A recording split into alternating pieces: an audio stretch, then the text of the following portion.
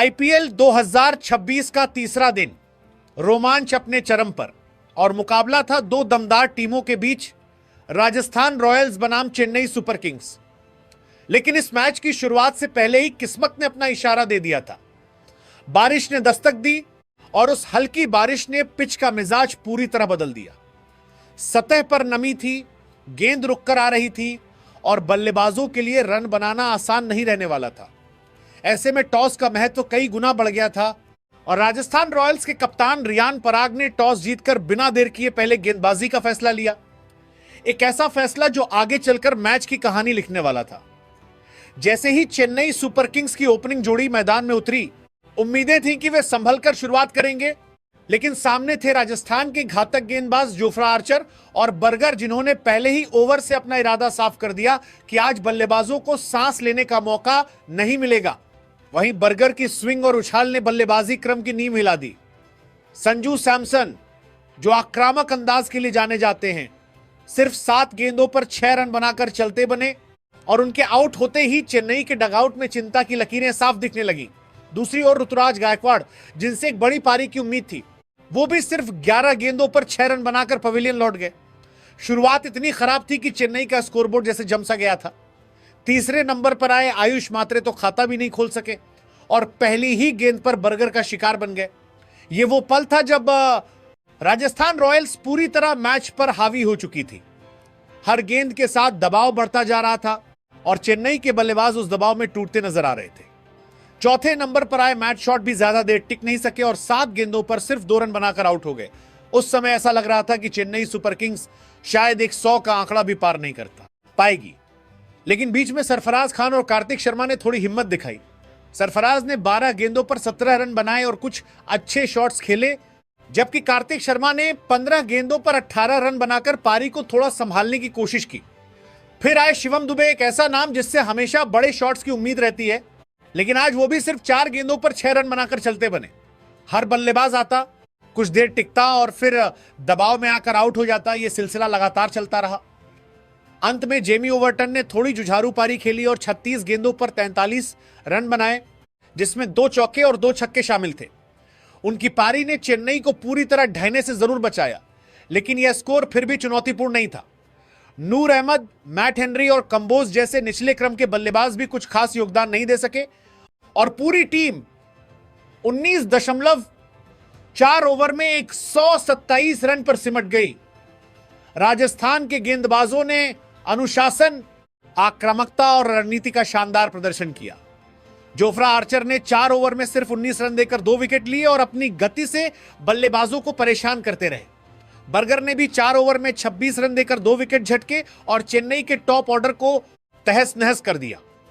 ब्रिजेश शर्मा ने किफायती गेंदबाजी करते हुए 3 ओवर में 17 रन देकर 1 विकेट लिया, जबकि संदीप शर्मा ने भी 2.4 ओवर में 22 रन देकर 1 विकेट अपने नाम किया। रवि बिश्नोई ने 3 ओवर में सिर्फ 16 रन देकर 1 विकेट लिया और बीच के ओवरों में रन गति पर ब्रेक लगाया। इस तरह चेन्नई सुपर किंग्स की पूरी पारी संघर्ष, दबाव और विफलताओं की कहानी बनकर रह गई। अब बारी थी राजस्थान रॉयल्स की एक आसान लक्ष्य, 128 रन और पिच की वही चुनौतीपूर्ण परिस्थितियां। लेकिन जिस तरह राजस्थान के गेंदबाजों ने अपना काम किया था, उससे टीम का आत्मविश्वास आसमान पर था। यह मैच सिर्फ एक जीत नहीं, बल्कि रणनीति, परिस्थितियों की समझ और टीमवर्क का शानदार उदाहरण बन गया, जहां कप्तान का एक सही फैसला और गेंदबाजों की सटीक अमलदारी ने पूरे मैच का रुख बदल दिया। आईपीएल 2026 के इस मुकाबले का दूसरा अध्याय शुरू होता है, एक ऐसे पल से जहां उम्मीदें, आत्मविश्वास और जीत की खुशबू पहले ही राजस्थान रॉयल्स के ड्रेसिंग रूम में महसूस की जा सकती थी। सामने था 127 रनों का लक्ष्य, जो कागज पर भले ही छोटा दिखता हो, लेकिन पिच की नमी और गेंद की धीमी चाल को देखते हुए एक चुनौती बन सकता था। मगर जब मैदान पर उतरी राजस्थान रॉयल्स की ओपनिंग जोड़ी यशस्वी जायसवाल और सूर्यवंशी, तो माहौल ही बदल गया। दोनों के चेहरे पर न कोई दबाव था, न कोई घबराहट, बल्कि एक अजीब सा सुकून और आत्मविश्वास था, जैसे उन्हें पहले से पता हो कि आज की रात उनकी है, जैसे यह मुकाबला उनके बल्ले की भाषा में लिखा जाने वाला है। और जैसे ही पहली गेंद फेंकी गई, उसी पल से कहानी ने करवट ली। मैदान पर मौजूद हर दर्शक, हर फील्डर और हर गेंदबाज ये समझने लगा कि आज कुछ खास होने वाला है। सूर्यवंशी ने आते ही अपने इरादे जाहिर कर दिए। उनकी बल्लेबाजी में एक अलग ही लय थी, एक ऐसा फ्लो जिसमें हर शॉट कविता जैसा लग रहा था, हर कवर ड्राइव किसी इश्क की शुरुआत जैसा और हर छक्का जैसे आसमान को छू लेने की जिद। उन्होंने मैट हेनरी की रफ्तार को भी जैसे मजाक बना दिया। गेंद चाहे ऑफ स्टंप के बाहर हो या शरीर पर, सूर्यवंशी ने उसे उसी अंदाज में खेला जैसे कोई कलाकार अपने कैनवास पर रंग भरता है। वहीं दूसरी तरफ यशस्वी जायसवाल ने भी उनका भरपूर साथ दिया।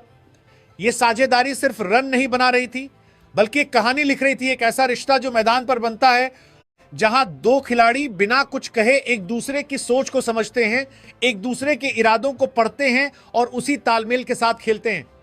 खलील अहमद और कंबोज जैसे गेंदबाज, जिनसे उम्मीद थी कि वो पिच की मदद लेकर कुछ असर डालेंगे, वो भी इस तूफान के सामने बेबस नजर आए। हर ओवर के साथ चेन्नई सुपर किंग्स की उम्मीदें कम होती जा रही थी और राजस्थान का आत्मविश्वास बढ़ता जा रहा था। पावर प्ले के 6 ओवर जैसे किसी फिल्म का सबसे खूबसूरत हिस्सा बन गए थे, जहां हर शॉट तालियों की गूंज बनकर स्टेडियम में फैल रहा था। सूर्यवंशी ने जिस तरह से मैदान के हर कोने में शॉट्स लगाए, वो सिर्फ बल्लेबाजी नहीं थी, वो एक एहसास था, एक जज्बा था जिसने हर दर्शक को अपनी जगह से उठने पर मजबूर कर दिया। उनके बल्ले से निकली हर गेंद जैसे कह रही थी कि यह रात सिर्फ राजस्थान की है। और जायसवाल वो तो जैसे इस कहानी के दूसरे हीरो थे, जिन्होंने हर मौके पर सूर्यवंशी का साथ दिया, कभी स्ट्राइक रोटेट करके, कभी खुद आक्रामक होकर। उन्होंने ये दिखाया कि जीत सिर्फ बड़े शॉट से नहीं, बल्कि समझदारी और साझेदारी से भी मिलती है। दोनों के बीच की केमिस्ट्री इतनी शानदार थी कि चेन्नई के कप्तान के पास कोई जवाब नहीं था। फील्ड बदलते रहे, गेंदबाज बदलते रहे, लेकिन नतीजा वही रहा, गेंद सीमा रेखा के पार, और राजस्थान जीत के और करीब। पावर प्ले खत्म होते होते यह मुकाबला लगभग एक तरफा हो चुका था और यह कहना गलत नहीं होगा कि मैच उसी वक्त खत्म हो गया था, बस औपचारिकता बाकी थी। जिस तरह से इन दोनों ने लक्ष्य का पीछा किया, वो किसी रोमांटिक कहानी से कम नहीं था, जहां हर पल खूबसूरत होता है, हर मोड़ पर एक नया जादू होता है और अंत में जीत उसी की होती है जो दिल से खेलता है। और फिर आया वो पल जिसने इस पूरे मुकाबले को एक यादगार कहानी में बदल दिया। सिर्फ 17 गेंदों पर 52 रन। सौरववंशी ने जिस अंदाज में बल्लेबाजी की, वो सिर्फ रन बनाना नहीं था, वो एक ऐलान था, एक नए सितारे के जन्म का ऐलान। उनकी पारी में शामिल 5 गगनचुंबी छक्के और 4 शानदार चौके सिर्फ आंकड़े नहीं थे, बल्कि हर एक शॉट में छुपा था आत्मविश्वास, जुनून और वो निडरता जो बड़े खिलाड़ियों की पहचान होती है। मैदान के हर कोने में उन्होंने गेंद को ऐसे भेजा जैसे उन्हें किसी भी गेंदबाज का कोई डर ही ना हो, जैसे हर गेंद उनके इशारों पर चल रही हो। उनकी टाइमिंग, उनका फुटवर्क और सबसे बढ़कर उनका एटीट्यूड, सब कुछ यह बता रहा था कि यह खिलाड़ी सिर्फ आज के लिए नहीं, बल्कि आने वाले कल के लिए बना है। स्टेडियम में बैठे दर्शक हर शॉट पर झूम उठते थे और हर छक्का जैसे उनके नाम का एक नया नारा बन जाता था। यह पारी सिर्फ एक तेज अर्धशतक नहीं थी, यह एक कहानी थी हौसले की, सपनों की और उस विश्वास की कि अगर इरादे मजबूत हों तो कोई भी मंच छोटा नहीं होता।